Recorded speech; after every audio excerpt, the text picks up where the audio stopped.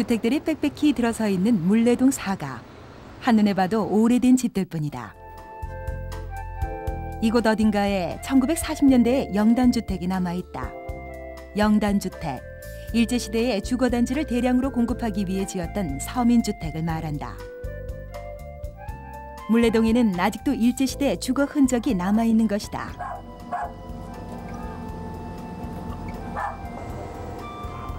스물다섯 평 남짓한 연립주택 형식의 집 내부는 옛 한옥을 개조한 듯한 모습이다. 그러나 어딘지 모르게 부조화스럽긴 하다. 1940년대에 지어진 옛 형태 그대로의 모습은 아니기 때문이다. 개조를 해가지고 지금 남아있는 게 한 20%도 안 될 겁니다. 근데 20%도 제대로 남아있는 집은 거의 없다고 봐야 돼요. 공장지대로 알려져 왔던 물레동. 그 속에 담겨진 또 다른 역사. 물레동 영단주택은 굴곡 많은 물레동의 사연을 담고 있는 듯하다. 일제는 어떤 이유로 이런 대단위 주택을 만든 것일까? 그리고 물레동은 흐르는 시간 속 어떤 변화를 해온 것일까?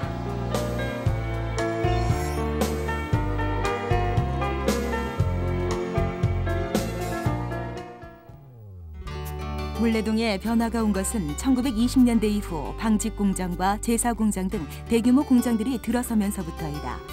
대표적인 것이 동양방직과 종현방직이다. 1919년 동양면화주식회사를 토대로 건립된 동양방직과 1930년대에 건립된 종현방직은 물레동의 모습을 변화시켰다. 이전까지 도림교 부근의 강가에서 배추와 무 등의 농사로 생계를 이어가던 물레동 주민들이 공장에서 일을 하게 된 것이다. 주민들의 터전이었던 밭은 공장으로 바뀌었고 이러한 생활의 변화는 동네의 이름도 바꾸어 부르게 했다.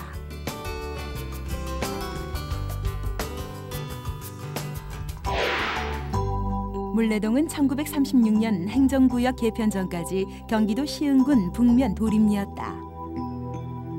그러다 1942년경 경인철도를 기준으로 해서 남쪽이었던 영등포동과 도림동 등은 도림리라 하고 북쪽의 물레동과 당산동, 영등포동 일부를 합해 사옥정이라 부르게 된다.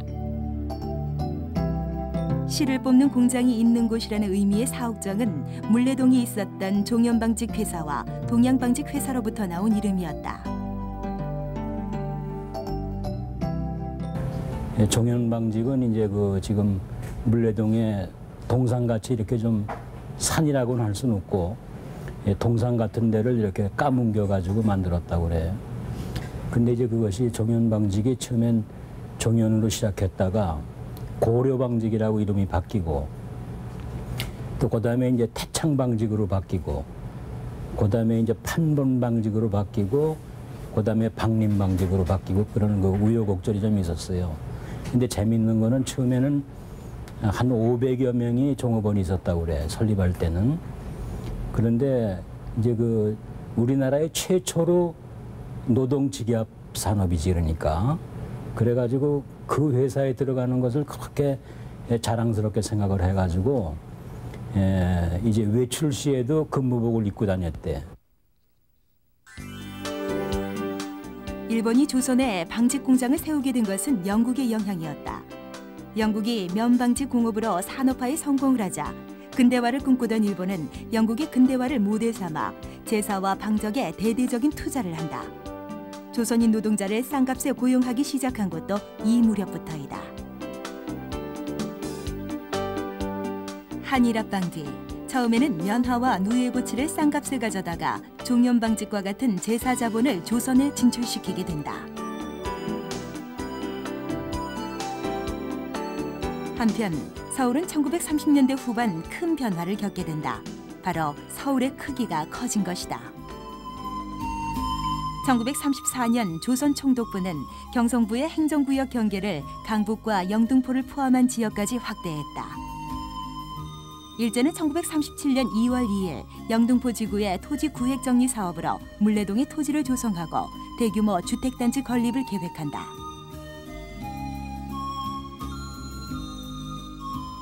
1920년경부터 일본은 극심한 물자 부족에 시달리게 되었고 따라서 조선으로 이주하는 일본인들이 늘게 되었다. 여기에 농촌의 와해가 도시로 인구를 집중시키는 결과를 가져오면서 1930년대까지 경성은 심각한 주택 부족 현상을 겪게 된다. 그런데 왜 물레동에 주택을 건립하게 되었을까? 1930년대가 되면 일본이 조선에 대한 식민 지배 정책이 바뀌게 됩니다. 근데 바뀌게 된 건 조선만을 위해서 바뀌는 것이 아니라 일본이 대륙 진출을 본격화하게 되면서 전쟁을 수행하게 되죠. 만주국을 건설하고 중일 전쟁을 일으키면서 따라서 일본에서 공업 생산되는 것을 대륙으로 옮기는 것보다는 조선을 중간 거점으로 활용하는 것이 굉장히 시간적으로나 능률적으로 좋기 때문에 조선의 병창 기지화가 진행되고 그때 조선의 병창 기지화가 진행될 때 북한 지역이 중점적으로 그 대상이 되긴 하지만 이미 공업지대의 씨앗이 뿌려지고 있었던 서울 근교의 영등포가 굉장히 중요하게 부각이 되고요. 그다음에 인천을까지를 매결한 경인공업지대를 갖다 일본이 공업지대로 육성할 계획을 갖게 됩니다. 그 과정에서 영등포 일대에 굉장히 많은 군수 산업과 관련되는 또는 일반 산업과 관련되는 그런 시설들이 들어가게 되고 그렇게 되면 자연스럽게 거기에는 굉장히 많은 노동자들을 필요로 하게 됩니다. 근데 노동자들을 필요로 하는데 주거는 마땅하게 없으니까 그럼 주거를 공급하기 위해서 조선주택영단이라는 그런 공공기관을 만들어서 거기서 주택을 공급하게 되는 거죠. 이에 따라 1941년 조선총독부는 경성부의 주택 공급을 위해 현재 주택공사 성격을 지닌 조선주택영단을 설립했다. 1936년에 토지구획 정리를 시작한 물레동의 주택사업은 1942년에서야 마무리된다. 물레동이 조성된 영단주택지는 긴 가로변이 약 500m, 짧은 세로변이 약 400m가량 되는 사다리꼴 모양이었다. 격자형 구조를 가지고 있는 것은 기본적으로 집합적으로 단지를 개발할 때 가장 손쉽게 개발하는 방식이기 때문에 그렇게 만들어지는 거고요. 각각의 집을 보면은 그 30년대 이전에 지어졌던 그 일식주택과는 굉장히 다른 측면을 가지고 있습니다. 물론 다른 측면이라는 것은 이것이 그 노동자를 위해서 만들어진 집합주거지이기 때문에 아주 빠른 시간 내에 싸게 공급하기 위해서 만들어진 표준형 주택 성격을 가지고 있기 때문에 갖고 있는 특성이 하나가 있고요. 그러니까 같은 모양의 주택들이 계속 반복되는 구조를 갖고 있는 거죠. 그래서 몇 개의 집만 보면은 전체의 집을 갖다가 파악할 수가 있는 겁니다. 물레동 영단주택단지는 북쪽과 서쪽에 25m, 남쪽과 동쪽에 20m 도로로 둘러싸여져 있다. 단지 안쪽은 총 8개의 도로에 의해 모두 21개의 블록으로 나뉘어져 있다. 물레동 영단주택의 특징 중 하나는 큰 주택 블록의 중심에 공터가 있었다는 사실이다. 140여 평 정도 되는 공터는 영단주택 거주자들에게 작은 공원의 역할을 했다. 이 밖에 공동 목욕탕과 식료품 가게, 병원 등이 있었던 후생이용단지가 2곳 있었고 주택지 동쪽 끝에는 주택의 임대금을 관리한 관리소가 있었다. 지금의 아파트 단지와 비슷한 형태였던 셈이다.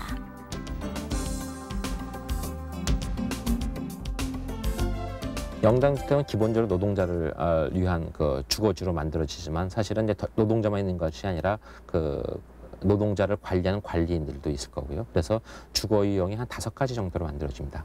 갑, 을, 병, 정, 무. 그중에 이제 갑형 같은 경우는 단독주택이고요. 단독주택이라는 건 당연히 고급 관리가 사는 거고, 을형 같은 경우는 2호 연립. 그다음에 병, 정, 무 같은 경우는 이제 4호 연립으로 지어집니다. 따라서 주택의 규모가 이제 뭐 한 20여 평대에서 10몇 평대까지 고르게 지어지게 되죠. 그 중에서 이제 갑을 같은 경우는 당연히 일본인 관리들이 살게 되고 병정무에 이제 노동자들이 주로 살게 되거나 일부는 노동자가 아니라 일반인들한테 분양도 했다고 그래요. 근데 기본적으로 노동자를 위한 주거고 노동자는 당연히 조선인들이 주였기 때문에 편형이 작은 병정무 쪽에는 주로 조선인 노동자가 살고 가불이나 병 일부 같은 경우는 이제 일본인 노동자 또는 일본인 관리들이 사는 주택이라고 보시면 될 겁니다. 이렇게 해서 물레동에는 모두 659가구가 들어섰다. 물레동 영단주택의 70%가 20평형보다 작았다. 이것은 물레동 주택지가 중하류층의 사람들을 대상으로 하고 있었음을 시사한다. 500채, 빽빽하게 들어선 집들을 보고 사람들이 불렀던 이름이다. 노동자들에게 더 많은 노동을 요구하기 위해 일제가 계획적으로 지었던 영단주택. 70년대와 80년대를 거치면서 500채는 낡은 집터가 되었다. 그러나 그저 개발을 하지 못해 낙후된 오래된 집들이 아니다. 아무도 기억하지 못하는 역사를 가르쳐주는 타임캡슐. 그것이 500채가 오늘날 우리에게 말없이 전해주는 의미이다.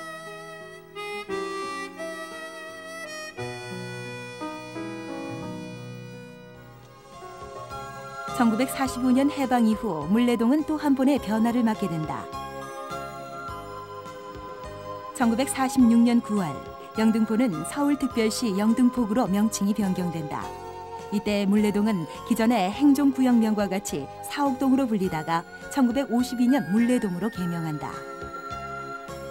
물레동이라는 명칭은 방직공장의 존재와 관계가 있다. 방직업이 성했던 곳인 만큼 물레와 비슷한 물레로 이름 지었던 것이다.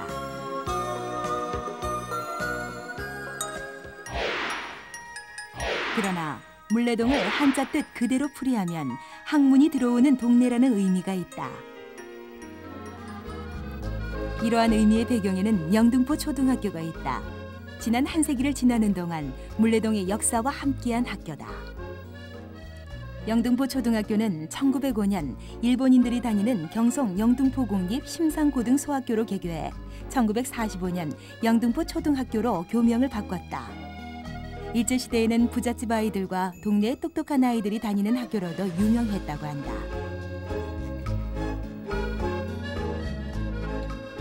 그 전에는 일본인들만 다녔었는데 그 당시에 여기가 엘리트, 일본 엘리트 자녀만 다녔어요. 그래가지고 여기 공납금이 순경, 그 당시 순경 봉급의 4배에 해당돼가지고 그래서 상당히 아주 엘리트만 다녔고, 두 번째는 한국인 자녀도 보통 부자 아니면 못 다녔습니다.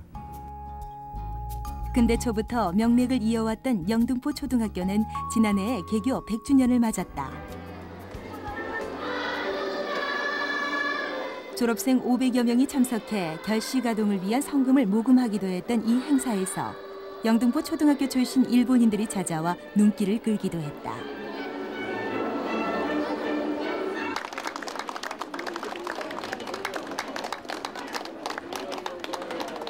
(100주년) 행사를 사실은 우리가 안 하려고 그랬는데 일본 동창생들이 매년 학교를 방문했어요. 해가지고 그분들이 여러와 성의가 대단해가지고 그분들이 와 도와주고 해가지고 이번에 100주년 행사를 문화했습니다.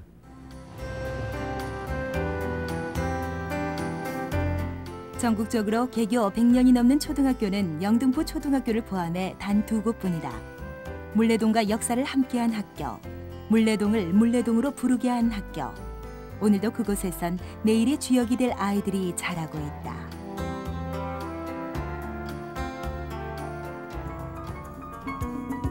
나이든 세대들에게 영등포 물레동에 대한 것을 물으면 머릿속에 떠올리는 것이 육광구 사령부다. 지금의 물레공원이 바로 육광구 사령부가 있었던 자리이기 때문이다.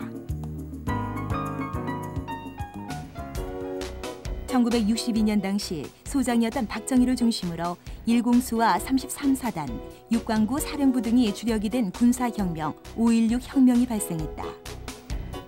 혁명 지휘본부는 바로 육광구 사령부였다. 이후 박정희는 대통령이 되어 제3공화국을 선포하기에 이른다.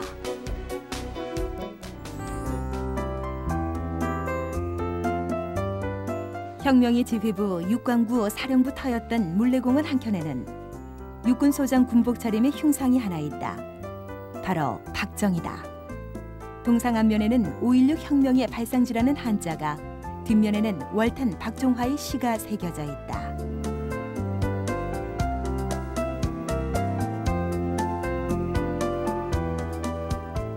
연병장에서 구호를 외치면서 발맞춰 뛰던 푸른 제복의 구릿빛 얼굴들이 사라지고 이제 물레공원은 시민들이 도심 속의 휴식을 즐기는 곳이 되었다.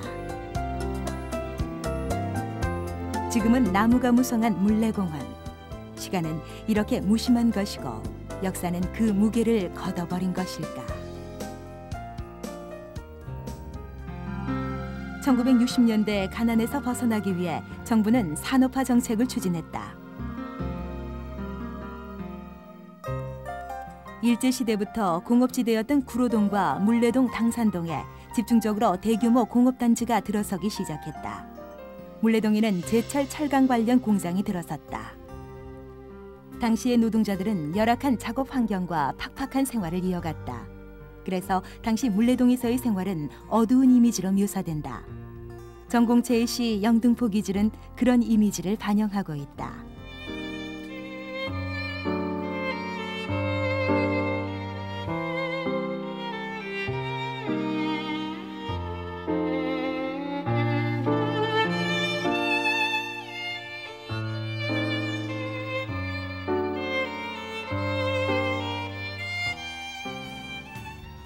(1980년대부터) 물레동 사가 일대에는 소규모 간의 수공업 형태의 공장들이 들어서기 시작했다.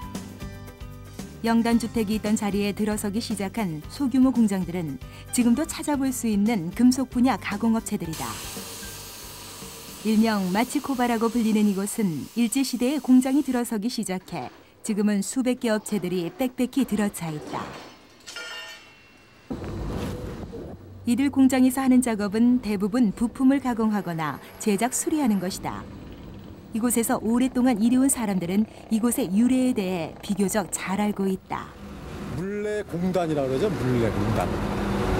물레공단이라는데 옛날에 그 청계천에서 조그만 공장들이 여기 원래 500채라고 그래갖고 그 방림방적 기숙사였었는데 그 물레동에서 그 조그만 공장들이 밀려 나오면서 그러면서 이제 조그만 공장들이 모여서 형성된 데가 이제 여기죠. 이제 물레공단이라고 하죠.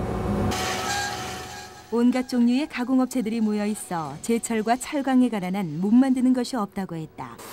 누군가는 시쳇말로 탱크도 만든다고도 말한다. 그래서 이 안에 뭐 못하는 게 없잖아요. 뭐 선반 밀링서부터 뭐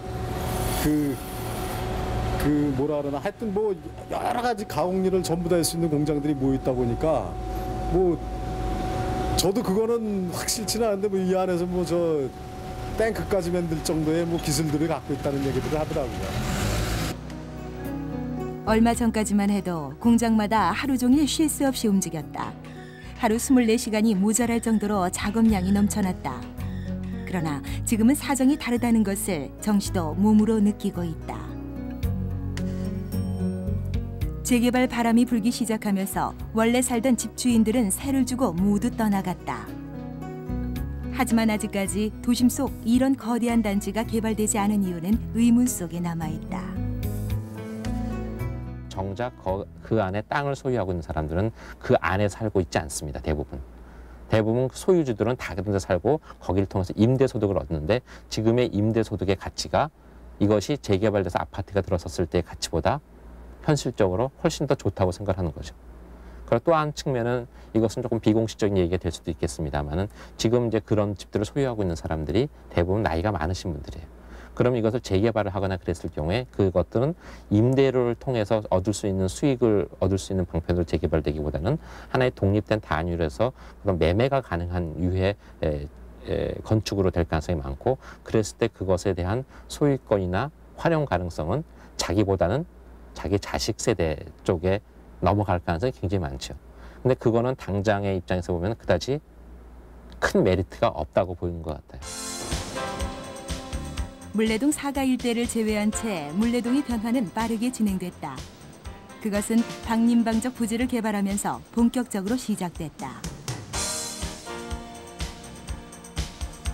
물레동 3가에 위치했던 방림방적 부지가 개발되면서 대형 판매 시설과 아파트 단지가 들어섰고 새로운 상권이 형성되기 시작했다. 최근 부동산 업계에서는 물레동을 투자 가치가 있는 곳으로 보고 있고 발전 가능성이 많은 곳으로 말한다. 그만큼 물레동은 빠르게 변화하고 있는 것이다. 2007년 SK 리더스뷰가 입주 예정이고요. 최근 경방밀백화점 부지가 호텔 부지로 개발할 것이라고 발표하였고 이런 여러 가지 상황으로 봤을 때 물레동은 현재보다 상당히 발전할 것으로 예상하고 있습니다. 공장지대와 낙후된 도시를 연상시켰던 물레동. 하지만 이젠 옛 이야기로 묻어두어야 한다. 지금 물레동은 잘 정돈된 아파트 단지, 깨끗한 쇼핑타운, 새롭게 들어서는 벤처빌딩 등 새로운 주택지로 각광받고 있다. 물레동은 이제 새로운 꿈을 꾸기 시작한 것이다.